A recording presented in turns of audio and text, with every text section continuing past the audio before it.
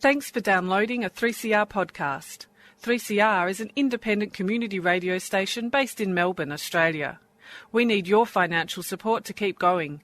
Go to www.3cr.org.au for more information and to donate online. Now stay tuned for your 3CR podcast.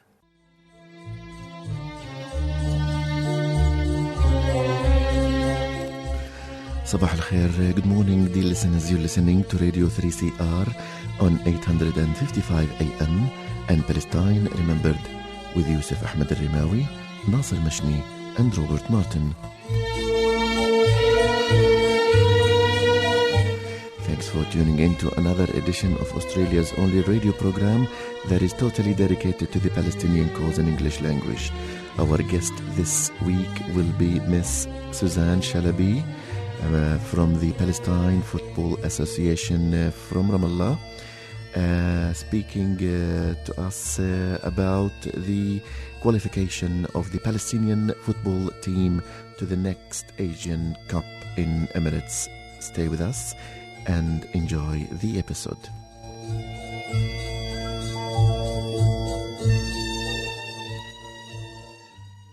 Good morning, Nasser. Morning, Yusuf. How you doing?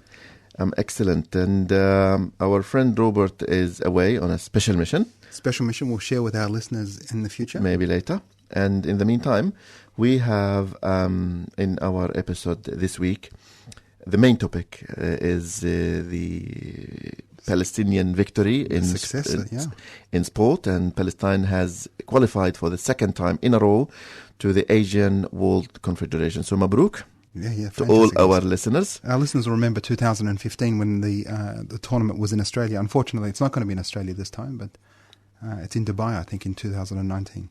And of course, most of you and I and many of our members of the Palestinian community and Australian supporters supported the Palestinian team when it came and played in Australia. So we're looking forward to watching. It was like a home game.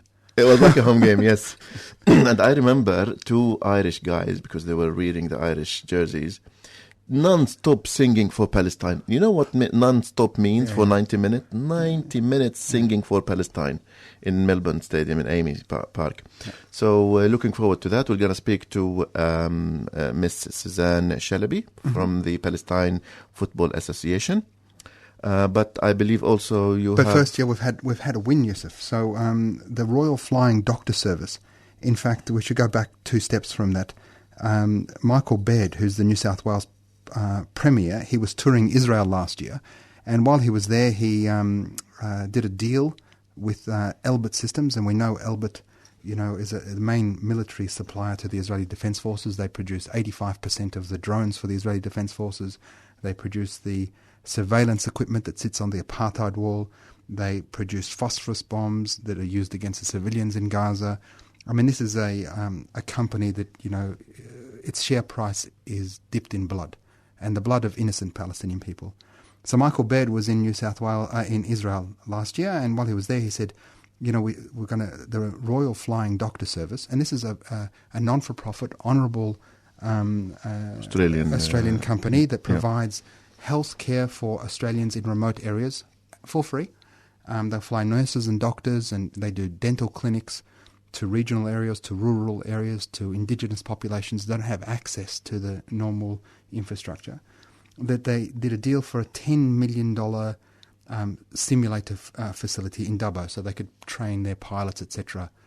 And obviously this is just outrageous for an institution like the Royal Flying Doctor Service to be seen to participate with Elbit Systems, a murderous company with blood on its hands. So the Palestine Support Network Association, which is a peak member body for BDS activism in Australia, issued a call and some petitions, and were able to get hundreds and thousands of signatures, and that was sent to the Royal Flying Doctor Service, to the Michael Baird's office. We had doctors in support. All sorts of Australians were in support of that, and only this week the Royal Flying Doctor Service released an announcement, and they said, our key motive is our main priority, is improving the health outcomes of remote, rural and regional communities across New South Wales, and our decision is purely a business decision. So, one of the realities of BDS is no company ever says, we listened to the boycott, divestment and sanctions campaign. G4S, when they withdrew from Israeli contracts, Veolia, Orange, all of these people always claim that it's purely business decision. But what we know is the fact that when the Premier of the state of New South Wales, the biggest state in Australia, says to the Israeli Business Council or whatever it might be that whom he was touring with in Tel Aviv, that we're going to do this deal for $10 million. And it's all but done, but now been terminated. We know the power of BDS, the power of the people, to ensure that our institutions, like the Royal Flying Doctor Service, are not complicit in Israeli occupation and crime. Fantastic. And as much as we value the ethics of this service, the Royal Flying Doctors, I think you have to be inconsistent with your ethics, because ethics cannot be divided. Yeah. You can't be ethical here and unethical there, and you can't work with the criminals while doing a good job. No, absolutely. In Australia, and therefore it's incongruous. You cannot connect the two. You cannot connect the two. And congratulations for the Palestine advocacy supporters, and we're looking forward to continuing this kind of. This is continues to build on the momentum. One of the things, and we never really spoke about it, Yusuf, but I'm sure you remember. Every year, the Hasbara campaigners, they go crazy. We've got to get every bit of coverage we can into the American media. And one thing they do is they take NFL, the National Football League, they fly them to Israel. Paid first class. The Ram Bam tour. We're going to take you to Tel Aviv. You can see our ladies. You can come to our nightclubs and drink our coffee on the beaches. Well, 6 of the 11 teams last year, 6 of the 11 teams in February of this year said, no, we're not going.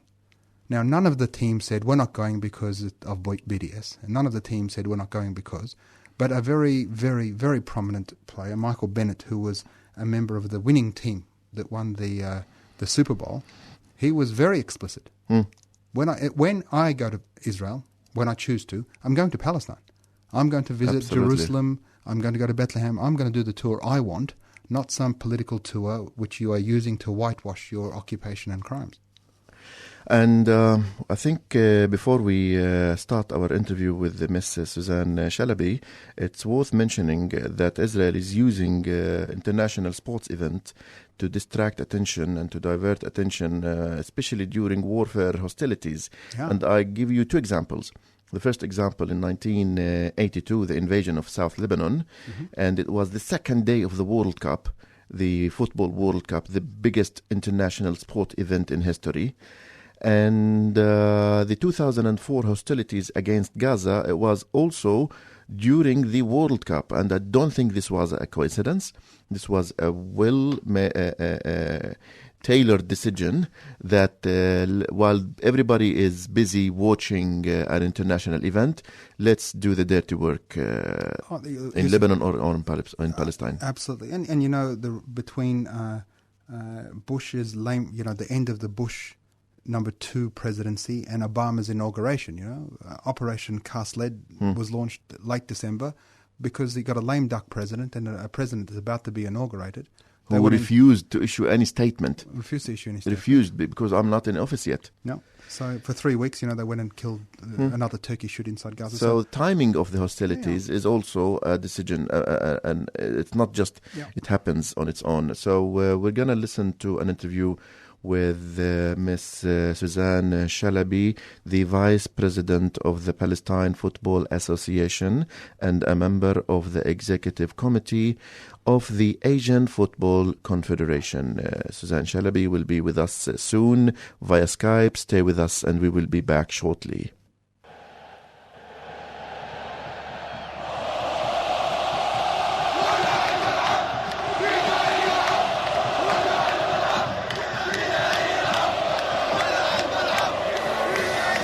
يلا يا فلسطينية على صف الدحية قولوا معنا هو ونشجع الفداء. We are pleased to be joined via Skype from Ramallah, Palestine, with Ms. Susan Shalabi from the Palestinian Football Association. Susan, thank you very much for being with us this morning. You're welcome. Great to be with you today. Suzanne, first of all, congratulations for making it to the 2019 Asian Cup. Asian Cup. Palestine, of course, we want you to tell us about this victory. And from there, we want to unpack the discussion about what it means to play sport, and particularly football, if you are under occupation. Mm-hmm. Well, it was very important for us to be able to qualify. This is the second time we did it. Last year, that was in Australia, yes. if you remember. Nasser and I were in the stadium. In fact, one of our proudest moments in Australia, I've got to say. Yes, indeed. Yes, when we qualified and then we played in Australia. We didn't do well in the Asian Cup then, so I hope that this time, after qualification, we will really use that experience we had playing with stronger teams to do better in Emirates this time. Well, so we are very proud. We are very proud that we can qualify. It's a good step ahead, but now we want to move beyond that to really competing with the best of the teams. Before we get into the politics, I mean, the reality of the football team, it's, you know, the performance against in your group against the Maldives, Oman and Bhutan. I mean, undefeated. You had a plus 16 goal advantage. So it was good form. You know, we beat Bhutan 10-0, and that's the happiest place on earth. But I don't think after we beat them, maybe Palestine was the happiest place on earth. So, well done. Yeah, I think people were very excited, you know, seeing the team, because, you know, for so many years since we started, our fans got more disappointments than I count, and now finally we're starting to move ahead and actually draw some proud fans.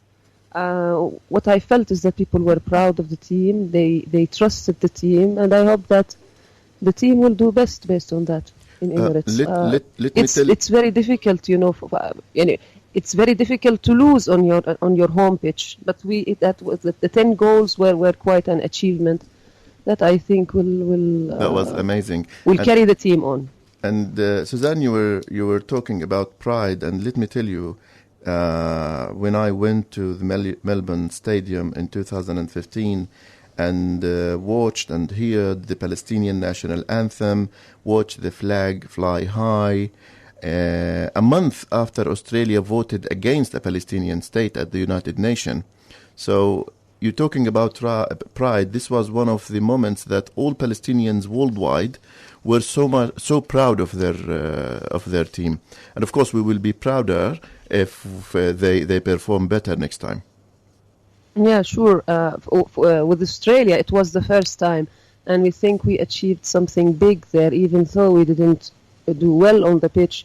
Our achievement there was that we were able to raise the flag in a country that didn't know anything about Palestine. You know, in Australia, or as you say, as Australians say it, down under.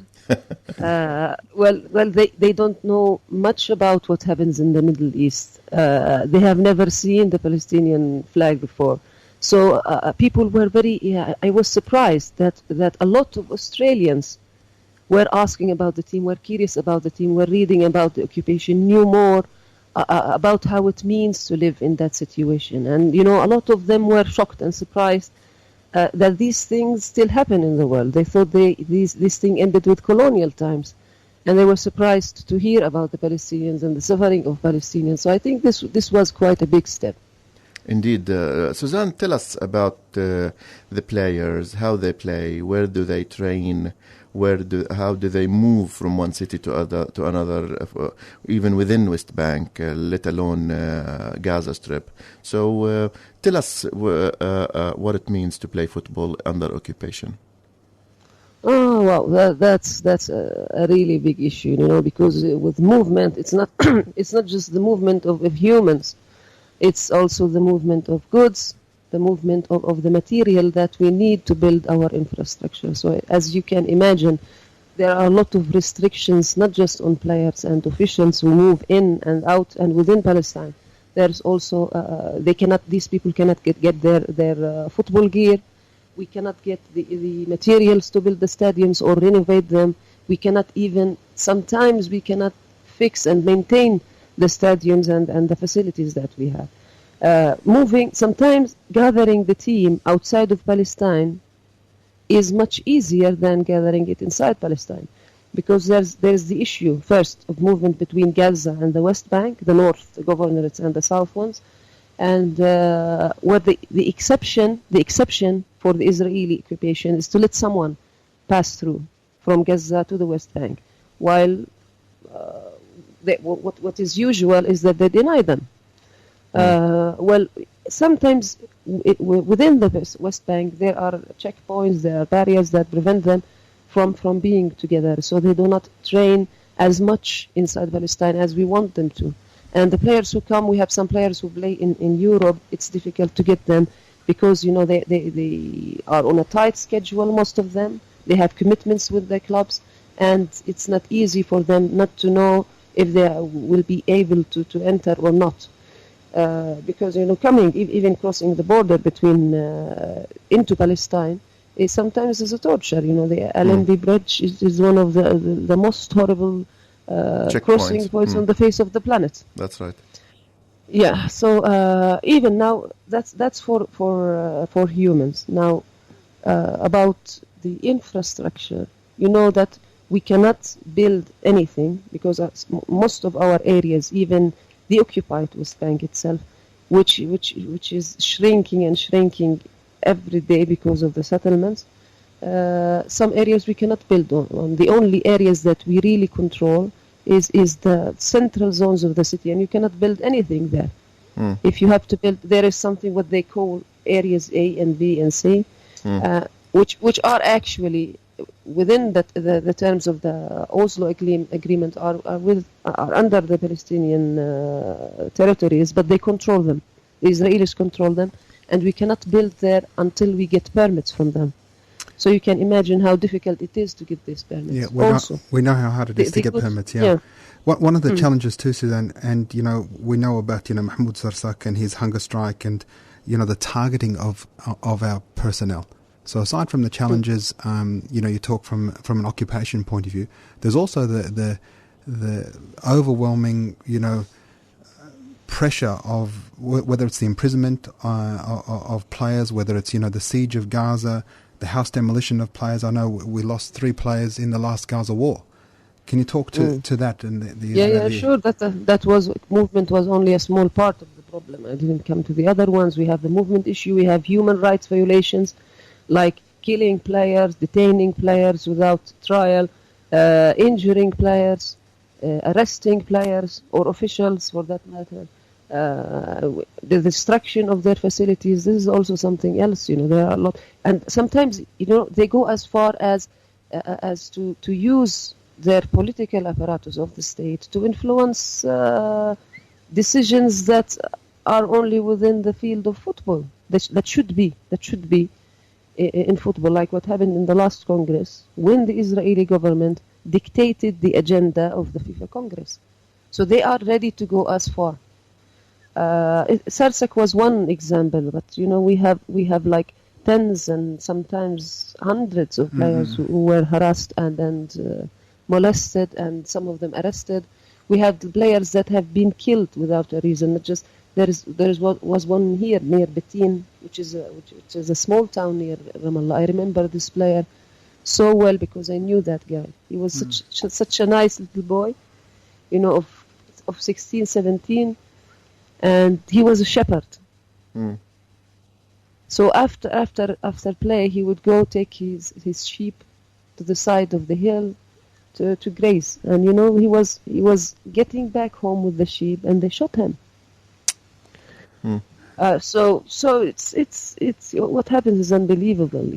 Yeah. It cannot happen in the modern world of today. Yeah. But it Susan, happens. what about in FIFA? I know we've had there's been movement with respect to the settlement teams competing within the Israeli league, and obviously this is contravention of all sorts of international norms and law. But there's been a movement into FIFA to have these teams banned. Believe me, there is nothing controversial about it. There is a precedent that has been up where the FIFA was very clear and the UEFA was very clear in saying that case is a clear breach of the FIFA statutes, because you you have this rule in FIFA statutes that said the Football Association in a country is the sole governing body of football in the territories of that country. You know, nobody in the world says that they name it. It's the occupied. Even the Israelis themselves, they know it's occupied Palestinian territories. So it's Palestinian territories. There is no dispute about that. They know it. They know it. That's why we have so many supporters in the Israeli left, you know, who are standing with us on that issue. FIFA knows it, but I think nobody wants to hold the hot potato. But it's getting closer every time, isn't it? They did it with Russia. And you know, the Russians, with all their power, they complied to the rule of law. When they were running football in the Crimea, and FIFA and UEFA said, no, you cannot do that. So they said, okay, they withdrew from there, and they let the Crimeans govern their own football. Now, with Israel, nobody wants to hold the hot potato because it's Israel. Even a superpower like Russia had to comply, but when it comes to Israel, everybody is too scared to touch this card. Yeah, and we're still fighting that battle in FIFA. Now, even if it doesn't work in FIFA, we're going to the court of sport arbitration. We already had a case there against a decision that was made by the FIFA president, which we think he illegally took the vote out of a motion that we proposed to the FIFA Council to recognize our rights, our full rights as any other member has. So if FIFA does not vote, that one member associate that does not allow a vote to be taken, a vote on a motion that asks everybody else to recognize that we are equals, then I think we have a serious problem. Suzanne, tell us about the Palestine Football Association and how it improved football and its infrastructure since its inception in the 90s. When we got the full membership in FIFA, I think this was in 1998. When we were recognized as a full member. That was after the Oslo agreements. And after that, when the second Intifada started, we were at risk of losing our membership because of the incursion that took place of the whole West Bank and Gaza. Then suspended the league, prevented playing, and we were 7 years almost without any leagues going. And you know, if the league stops in a country, then the suspension is a risk because even if it stops for reasons beyond your control. That's why we had to do something about this, because yes, even if it's reasons without our control, we cannot play football.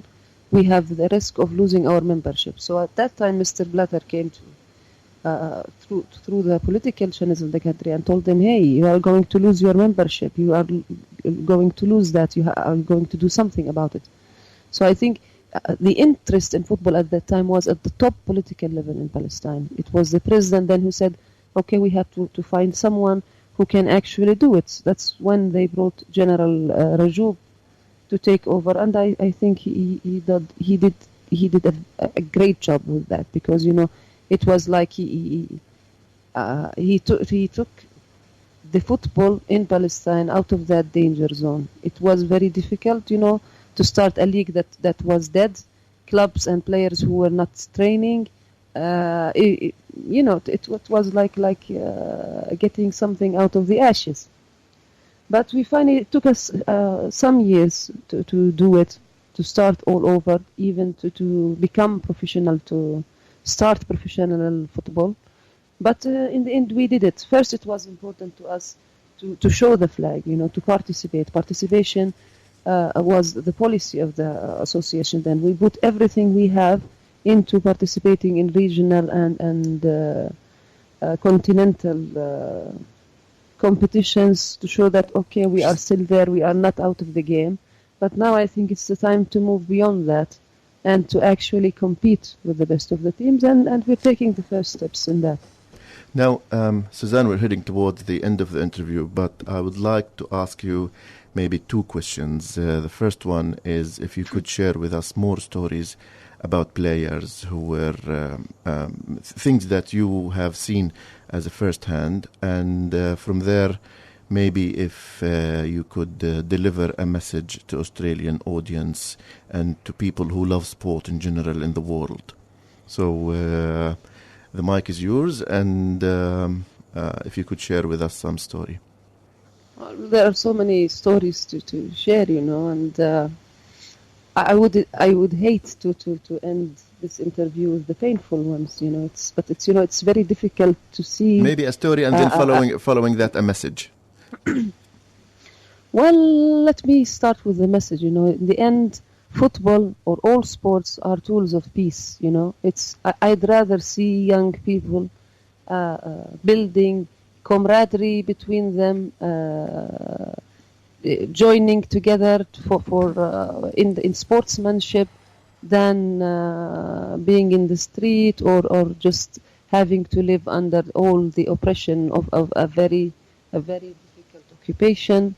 Our young guys, if you see them in the street, they live under that occupation.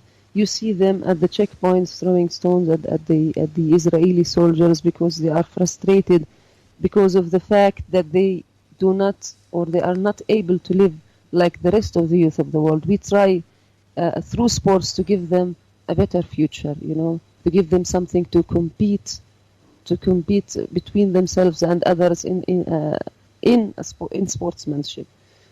We'd rather see them living in peace than being tormented by the occupation. I don't understand why the Israelis the Israeli occupation is restricting and strangling our football, because if they really look for peace, because if they want peace, they would encourage this, not discourage it. But in the end, I think what they want and what they are after, they don't want us to live at all. Well, that's like somebody once said, somebody from South Africa once said that, in South Africa they wanted the blacks as slaves. In Palestine, they don't want you at all. Yep, there's no question. That's the truth there, Suzanne. And just quickly, I think one of the things we should, perhaps the best way to end the interview is with a congratulations. I mean, Palestine is number 91 in the world in the world rankings, and under such adverse situations where half the population is outside of Palestine, 1/3 is under occupation and illegal siege within Gaza, all the challenges you've got with respect to facilities, training, the diaspora Palestinians who are part of the team. It's a really wonderful effort. Congratulations to you and all the team. Well, thank you. Thank you very much. With this, we have come to the end of this week's episode of Palestine Remembered, and our guest from Ramallah, from occupied Palestine, Ms Susan Shalabi from the Palestine Football Association. Thanks for tuning in to another edition of Palestine Remembered, and remember to tune in next Saturday, same time, 9:30 in the morning. Until then, have a great time and salam. You've been listening to a 3CR podcast produced in the studios of independent community radio station 3CR in Melbourne, Australia. For more information, go to allthews.3cr.org.au.